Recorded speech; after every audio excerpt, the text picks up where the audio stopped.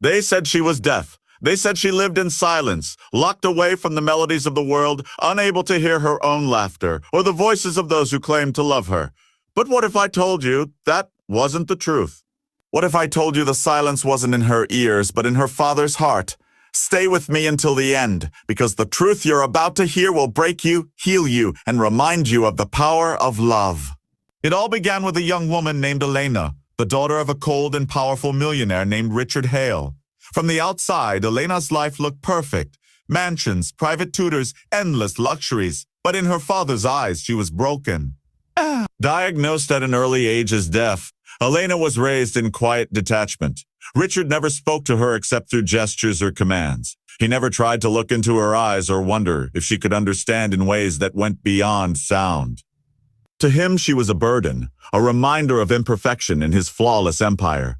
He poured his attention into his business and reputation, while Elena grew up alone, longing for affection, a voice, a connection. Then came Sophia, a nanny hired not out of kindness but out of necessity. Richard needed someone to manage his daughter while he traveled for work and mingled with investors. Sophia was different from the polished staff at the Hale mansion. She was gentle, attentive, and most of all, curious. From her very first day, she noticed something strange. When Sophia accidentally dropped a glass in the kitchen, she swore she saw Elena flinch at the sound. When Sophia whispered softly behind her, Elena's eyes seemed to follow the vibration of her voice. Could it be? Sophia decided to test her suspicion.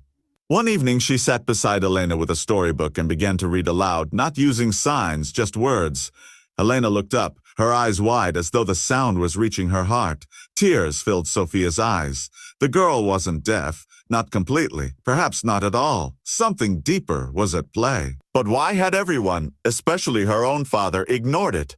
The truth began to unravel. Sophia noticed how Richard never allowed Elena to see specialists outside the ones he personally hired. He never gave her the chance to explore, to communicate, to test her abilities. It wasn't that he didn't know. He refused to see. To him, admitting Elena could hear even a little would mean admitting he had And so, Elena's world remained small, silent, not because of her ears, but because of her father's walls. Yet with every passing day, Sophia worked to break those walls. She spoke to Elena gently, clearly, again and again. She sang lullabies at night, watching Elena's lips curve into a smile at the rhythm. For the first time in her life, Elena wasn't invisible. She was heard. But the breakthrough came one stormy night. The thunder roared, shaking the mansion. Elena screamed a scream filled with fear, and Sophia rushed to her side. That scream was the undeniable proof. Elena could hear, not perfectly, but enough. Enough to know she wasn't broken. Enough to know her father's truth was a cruel lie. The next morning, Sophia confronted Richard.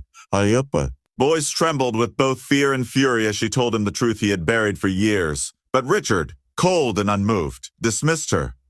Do not speak to me about what you think you've seen. My daughter is deaf. That's all she'll ever be. His words were knives. Not just for Sophia, but for Elena, who overheard everything from the hallway. The girl's heart shattered, not because she was deaf, but because her father chose not to hear her soul. That night, Elena sobbed in Sophia's arms, whispering her first broken words, words she had kept trapped inside for so long. Why doesn't he love me? It was the question no child should ever have to ask. Sophia hugged her tightly, vowing in her heart that she would never let Elena live unseen again. The battle for truth had only begun. Days turned into weeks, and Sophia refused to give up. She arranged secret meetings with doctors, specialists who confirmed Elena's condition was not deafness but a mild auditory processing issue that could be treated. With therapy, patience, and love, Elena could flourish. The more she learned, the more her confidence grew. She began to speak small words, forming sentences. Her voice was fragile but beautiful, like a bird taking its first flight. Richard, however, remained blind in his pride. He ignored the reports Sophia brought him, shredding them without a second glance. To him, admitting Elena could hear meant admitting he had failed as a father, and that he would never allow. But fate has a way of forcing truth to the surface. One evening, Richard hosted a lavish party at the mansion. Investors, partners, and socialites filled the grand halls.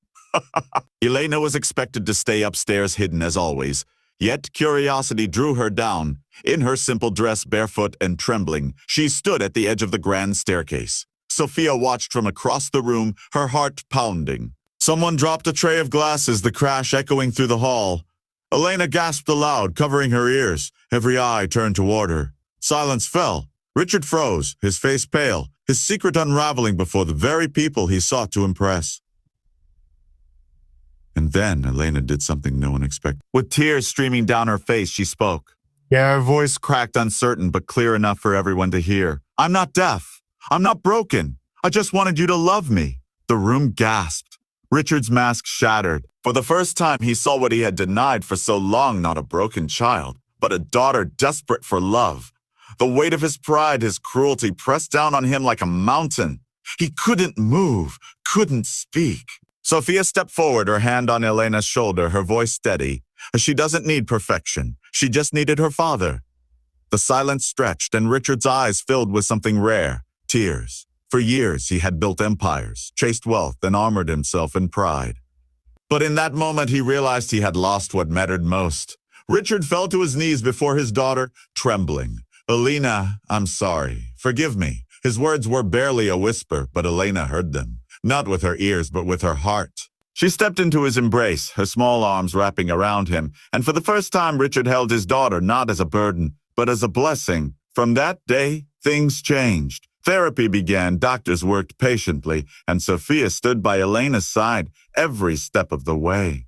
Elena's voice grew stronger.